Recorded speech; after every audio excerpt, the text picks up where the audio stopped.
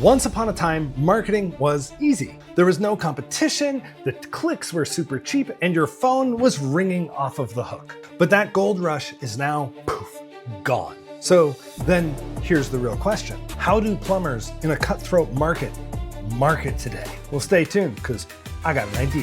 It's the Mammoth Plumber Par Talks with Tyler Williams, the marketing man. So in this video, I'm going to give you like a 3-step process that a plumber like you can use to turn cold, local customers into hot, loyal customers. Stick around because you're going to learn how to build a list of future customers, keep them warm, and dominate your marketing moving forward. This is a strategy that I like to call later leads. Step 1 is always going to be visibility. No one hires the plumber that they don't know exists. And so you need to start your campaigns broad. You've got to use your advertising budget to put your name in front of thousands of people every single month. And this is what's going to prime the pump. You see, these first few months are all about trust building and awareness and letting people see you enough times so they know who to call if a plumbing problem does strike. But then we move on to stage 2. So here's the lever that most plumbers never pull. A lever that I like to call later leads. Later leads are homeowners who need plumbers eventually, but they don't need you today.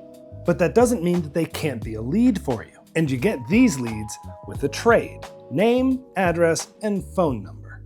The trick is, what do you trade it on? And the problem here is that a lot of people will try and trade it on plumbing services, but no one wants to actually hire a plumber and they don't care about plumbing services. You have to find something they want. You have to be desirable. And so you have to align your company with priorities that they already have, like their children, their community, or, well, their general lifestyle. So I want you to think of giveaways, contests, and community causes that you can support. Because if you care about it, they'll care about it. And then you can have their trade. So here's an easy one.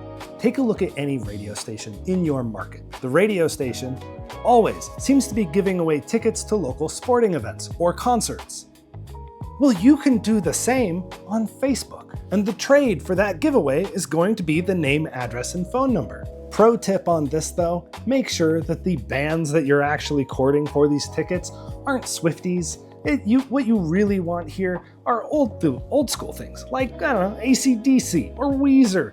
Things that, a generation of middle-aged people would actually care about, because they are going to be your homeowners. But they're also pretty keen on signing up for a chance to win one of their favorite band concerts that they meant to go to for years. And that's your leverage. But you can't stop there, because you have another step. You can't just get their info and do nothing with it. No. So let's talk about the later lead incubator. The next step, which is largely retargeting, but it goes beyond that.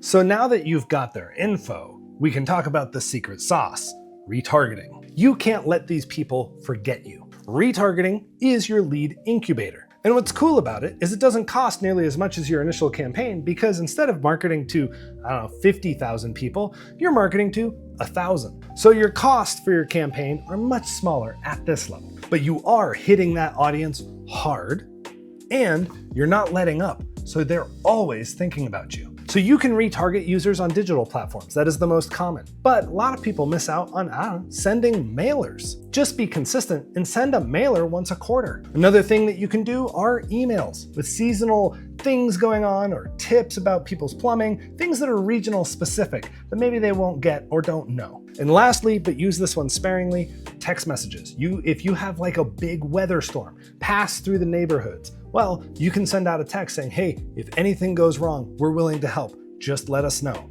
Or you can talk about things that people can do leading up to storms.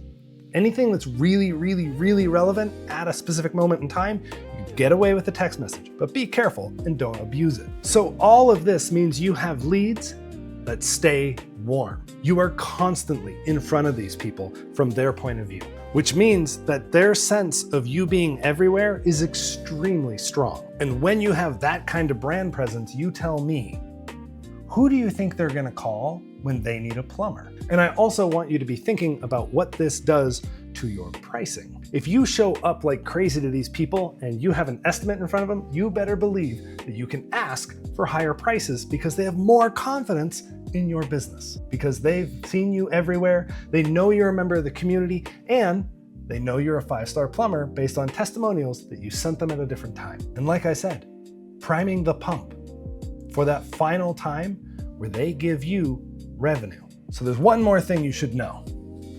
At my company, we actually help people with strategies like this, and we do consults for free. So we'll give you an hour, we'll talk about whatever you want to talk about with marketing. All you got to do is go to Mammoth for Plumbers to schedule it, and mammothforplumbers.com, and then we'll get you taken care of.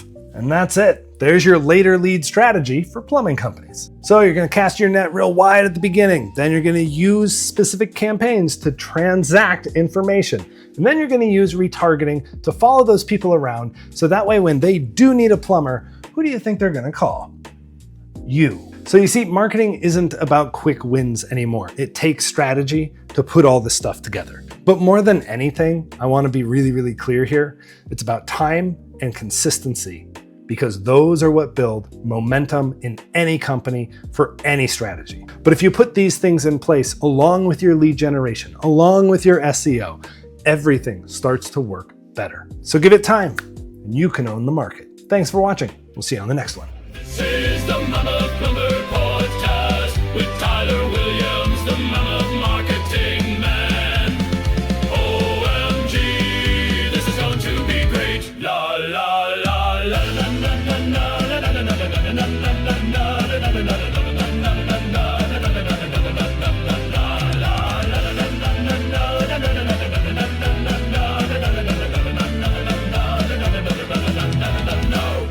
This is a Mama Plumbing Podcast with Tyler Williams, the Mammoth Marketing Man. OMG, this is going to be great.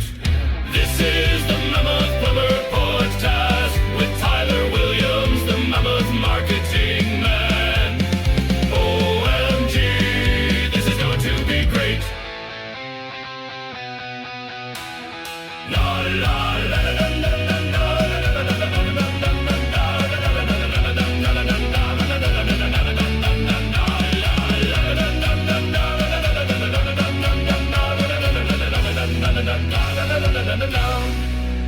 OMG, this is going to